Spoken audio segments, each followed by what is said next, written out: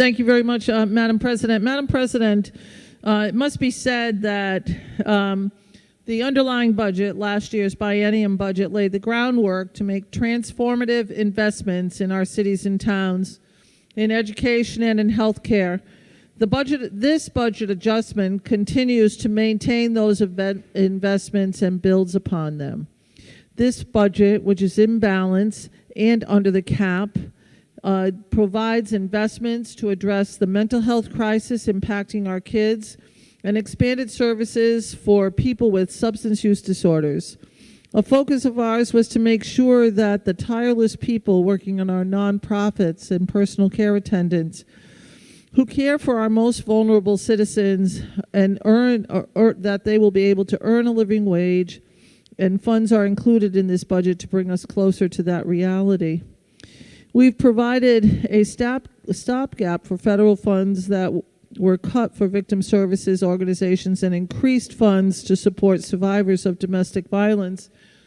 These were cut out of the Victims of Crime Act bill that is a federal bill, and we provided the resources to make sure that we were providing funding for them.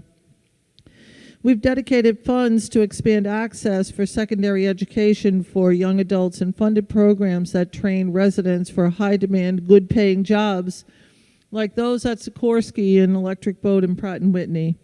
We make sure that we provide opportunities for seniors to re-engage in their communities and reduce healthcare costs for retired teachers. We've consistently heard from parents and business advocates that the child care industry is the backbone of our economy, for without good child care, people cannot return to work. To that end, we've made sure to provide an historic level of funding to stabilize the child care industry, to ensure that our residents can get back to work with the comfort that their children will be cared for every day. We've done all of this with an underlying core philosophy of not repeating the mistakes of the past and ensuring our long-term fiscal stability is maintained and strengthened. We've made great strides in this regard, with our nonpartisan office reporting that revenue growth will outpace fixed cost growth, creating a positive structural balance in the out years. We will make supplemental payments of over $3.58 billion to pay down our unfunded pension liability, and will maintain the largest rainy day fund in state history.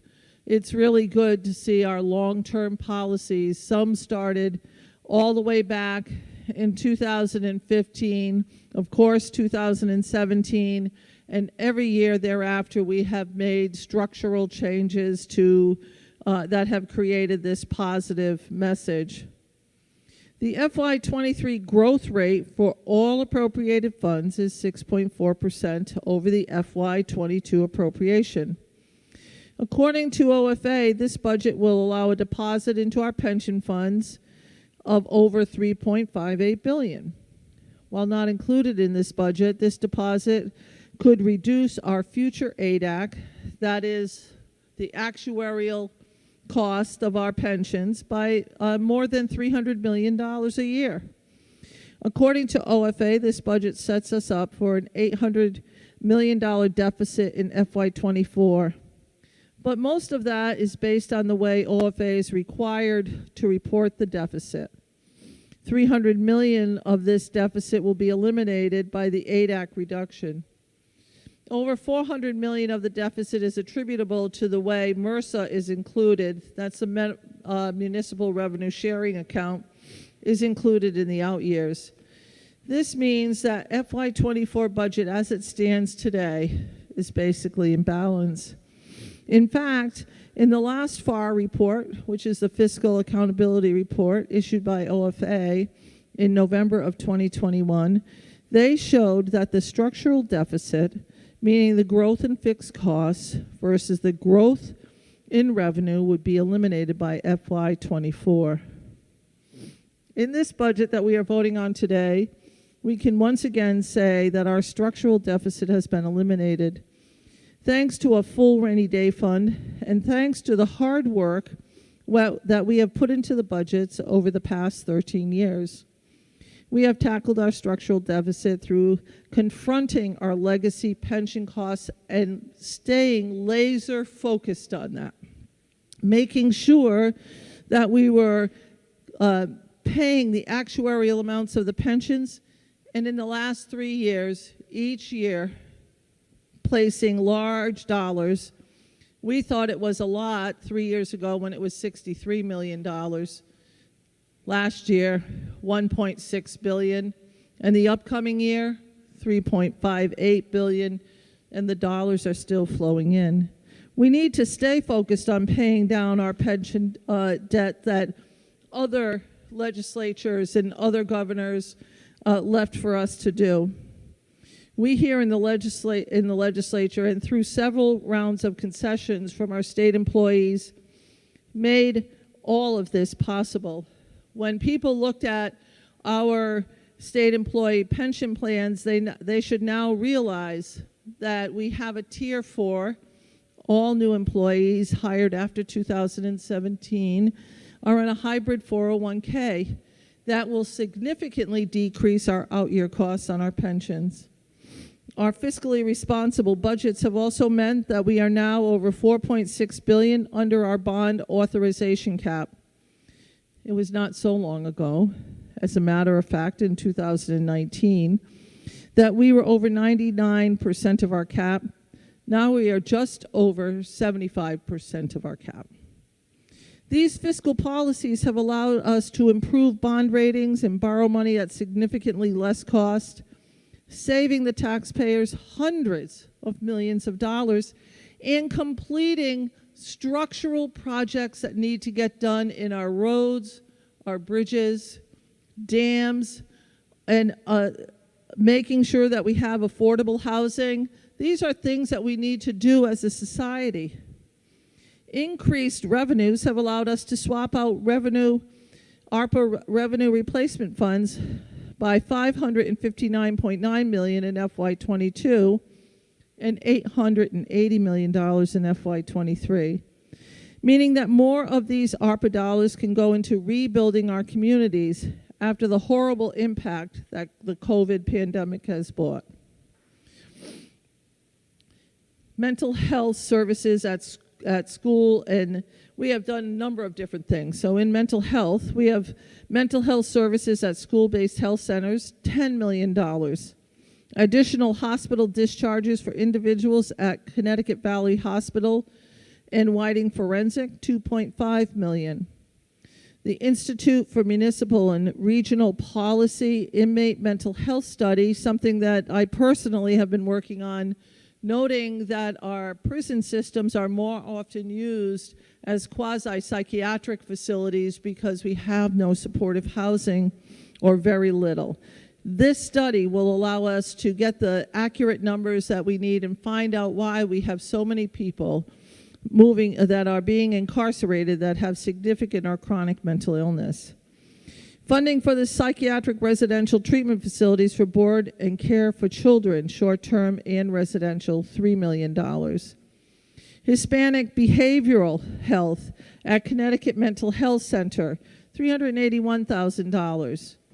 Demas Housing Support Services to expand supportive housing services to pair with 300 rental assistance programs or RAP certificates, $2.25 million. Support crisis intervention training for police officers to support grants to nonprofit organizations, $100,000. Supporting the Medicaid substance use disorder waiver to allow Medicaid members with opioid use disorder and other SUDs or substance use disorders to receive medically necessary treatment services in the most appropriate settings, $29.6 million. And we started working on this waiver before we came back into session. We are increasing mobile crisis services to be 24/7 and more expansive geographically. In both Demas and DCF, Demas handles the adult population and DCF handles children, $30 million. Funded initiatives related to youth mental health and support services in SB1, SB2, and the most recently passed by this chamber, House Bill number 5001, more than $50 million. We have also strengthened and invested in our community, supporting our business community by increasing our support for the Unemployment Trust Fund from $155 million to $195 million in this budget. We, of course, want to see more done. That's where we are today.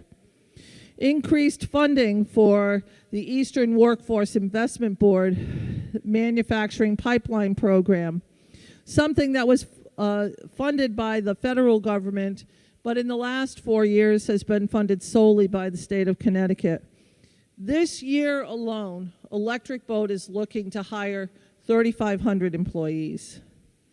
Strengthening the DOT internships and by supporting internship recruitment and increased pay for internships, $600,000.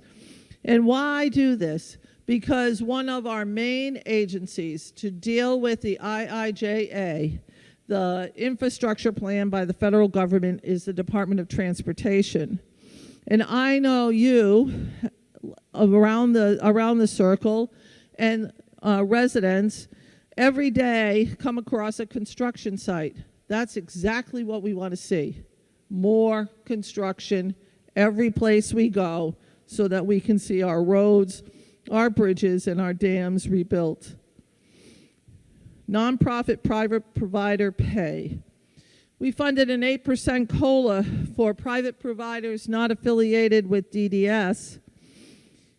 And we did that by putting $52 million in the general fund, so that would help out with ongoing costs and recognizing those ongoing costs, and $20 million stabilization in carry forward dollars. We also put $20 million in ARPA to help out the DDS community with COLAs and compression. We supported those that work with our most vulnerable citizens by providing funding for the PCA contract, or the Personal Care Attendant Agreement, $23 million. We supported businesses and residents by reducing the gas tax by 25 cents and providing free bus service until December 1st. We supported those commuting to train by outfitting M8 rail cars with 5G, $23 million. We have invested in our healthcare workforce by increasing the Department of Public Health student loan repayment program by $10.6 million and $35 million so that we can address this critical shortage in our healthcare workforce. We've made major investments to make sure all residents across the state have access to broadband through connectivity grants, strengthening the Connecticut Education Network, and to be in the middle mile and more, $92.5 million. We have continued with diversity, with the Black Business Alliance coming on board, $450,000. We have unprecedented support for the childcare industry. Many of you, all you had to do was pick up a newspaper and look at the front page and see that our childcare industry was in distress. It's not been the only industry in distress, but we need our child care industry and all the other industries that help the most vulnerable. I consider this budget to be a human services budget. We have a grant program to support the child care industry with an emphasis on programs requesting funding for wage supplants to ensure that salaries are competitive and our child care programs are supported, $70 million. We have increased the annual infant and toddler rate by $3,500 and increased the number of slots at child care centers, $25 million. We have a grant program to support school readiness centers and child care centers, $30 million. And we want to make sure those facilities are up to par, so we are supporting facility renovations and construction, $15 million. We have increased funding for Care for Kids, $10 million. And in all of this, I remind everybody that these are changes to the underlying budget by increases. The underlying budget started some of these programs. We support birth to 3 providers by increasing the gap payment from $100 to $200, $5 million. We have increased funding for youth service bureaus and juvenile review boards, $3 million. This is, both of these programs help young people who have needs that could be addressed just outside the family unit, but before they ever become incarcerated. In the justice system, we are looking to provide good paying jobs for people who are re-entering society by helping them get training for commercial learners permits. This is the the test that you have to take before you get to go to a commercial driver's license. And this can be done while someone is still incarcerated and get them ready for those good jobs. And ask any distributor or anyone that has a need to move product how hard it is to find somebody with a CDL. We've funded the costs of inmate messaging, and we've done that so that people can stay connected with their families. That was $3.5 million. We did create a commission on community gun violence and prevention in DPH and funded the related initiatives, $2.5 million. We ensured that survivors of domestic violence have advocates in every shelter, $1.44 million, and providing additional support for domestic violence survivors, $2.8 million. We have supported violence against a crime act providers by replacing the missing federal funding, $14.8 million. And I haven't seen anybody around this circle who haven't said, we need to do something more for Afghanistan and Ukrainian refugees. We're supporting refugee resettlement by $1 million. We are increasing funds for TANF to increase the number of people who will be eligible for these funds by increasing the qualifying federal poverty level, $5.5 million. We have invested in accessible and affordable health care. We're providing Medicaid to undocumented children up to the age of 12 and grandfathering those same children in until they reach the age of 19. That cost us $400,000. Seems like such a small amount to keep people out of emergency rooms. We've provided additional funding of $15 million for health and retirement benefits for direct care workers employed by DDS. We've provided funding for breast and cervical cancer screening, detection, and treatment, $1 million. We've increased adult dental rates in Medicaid by 25%, increasing the rate for endodontic services to align with the rate for children's services, $6.5 million. We've supported family planning clinics by increasing their rate to 90% of obstetrician and gynecological rates, $300,000.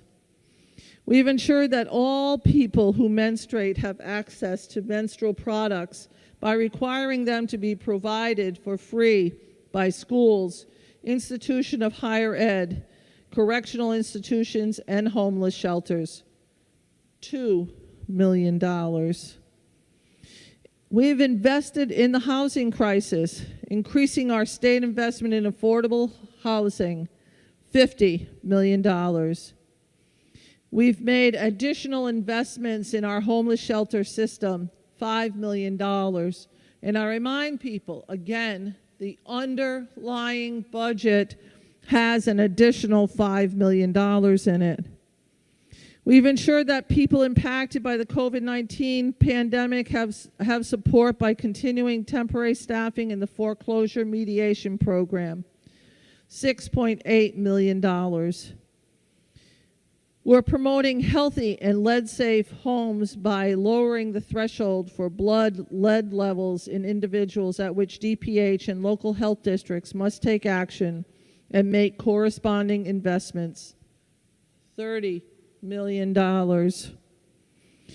We have an eviction prevention support with $2 million for Project Longevity housing vouchers, $1.5 million for the rent bank, and $1.5 million for the coordinating access networks. And we haven't just ignored our other crises that are happening around this great state. And one of them is funding to support climate-smart agricultural practices, $7 million. We also have provided vouchers for medium and heavy-duty vehicles to help businesses transition their fleets to electric, $10 million. I can't go to a single meeting revolving around the environment without hearing somebody say, you know, we have a problem with aquatic invasive species. We have set up an Office of Aquatic Invasive Species to address the growing issue of hydrilla and other aquatic invasive species impacting our ponds, lakes, and waterways, $300,000. And we all know the problem of PFAS. It's not going away, and so we want to check what is going on with our shellfish, and so we have provided $300,000 to test shellfish for PFAS. Now, my good colleague on the other side of the aisle cares more about the environment than many people realize. Senator Minor said, we don't have enough environmental conservation officers. We need to make sure we have enough people to enforce the rules in our parks. We funded 5 positions, $340,265. And not only that, we want to make sure they're hired right away. So for legislative intent, we're making sure that those environmental conservation officers are hired before the start of this summer. We have made major investments in our state park system, $25 million. And each and every one of us has a park that we love in our respective districts. And I expect that all of you will be on the phone to Commissioner Dykes and saying, don't forget, my park, my community needs help. We have additional funds for open space purchases, $5 million. This is on top of, this money came out of the Community Investment Act, and this is on top of the money that was bonded. We have $5 million for historical preservation because we need to remember. We need to remember what we're trying to protect of this great state. We've funded a staff member to help implement new testing requirements for private and semi-private wells, and some of those requirements come out of the federal government. And we want to make sure that we can replace lead lines where we have to, and we want to know where the salt is impacting our wells that we put down on our roads to make them safe. We have funding to increase the excess cost grant. This is patterned very much after the 3-tiered pilot system. There will be a 3-tiered system with nobody getting less funding than they were before, but the communities with the greater need will get a little bit more, and we'll start at 70% reimbursement. Right now we're at 66% reimbursement. $15 million, and I want to thank Senator Looney for bringing this to our attention. Making sure our teachers and children are breathing in clean air by supporting school systems and updating their HVAC systems. $75 million, supported by Senator McCrory. We've provided funds for the chef settlement, and many of you know that I did not appreciate the chef settlement, but we have an obligation to make sure that we're funding these, and we do that. $26.2 million. Many communities came to us and said, in the last week in April, we heard from the State Department of Education. And the State Department of Education says that for the summer recreation program, it's a 50-50 deal this year. Well, no longer. We are providing the 50% match required by towns for the summer recreation program to support increasing access to summer camps, $8 million. We also got letters from many people who serve meals in our schools, and I know I heard from both the charter school and the Norwich school system that said we need to provide, because the federal government has not come through with a commitment to provide federal waivers to ensure that there are free meals for students, $30 million. We've increased per pupil grants for bilingual education, $1.9 million. We are investing in our magnet school system, $14.9 million. And we've reduced healthcare costs for retired teachers by doubling the state's contribution to help offset their costs regarding the Municipal Retiree Health Insurance Program, $4.74 million. In higher education, we continue our support of the Roberta Willis Scholarship so that people can have additional funds to go to higher education, $20 million. We've expanded debt-free college by allowing part-time students taking up to 6 credits to participate in the debt-free community college program. And we've ensured that our community college system, our state universities, and UConn and UConn Health have the support they need to withstand the impact of the pandemic by covering their costs relative to the unfunded liability and revenue losses that they've suffered as a result of students not being able to come back to school so soon. And we hope to see those students come back soon. UConn and UConn Health are now at full impact of students returning. It's our state universities and community colleges that we need to see people coming back. We fund a new minority teacher scholarship program being talked about in this legislature time and time again, $1 million. And we said, Senator Flexer came by to me in the hallway one day and she said, you know, we need to do something to support seniors. We also need to get them out. They are not used to coming out. They're staying in their homes. It's not healthy. What can we do to support seniors? Well, I took that as a challenge, and we came up with a grant program for senior centers across the state to provide programming to get seniors out of their home and re-engaged with their communities. $10 million. We've supported seniors who are in adult day programs, $3 million. And I remind everybody, this is on top of what is funded in the underlying budget. Funding to make sure that homebound seniors have the nutritional resources they need. We've provided increased resources and funds to Meals on Wheels, $3 million. And Senator Miller came to me and said, don't forget, we need respite care.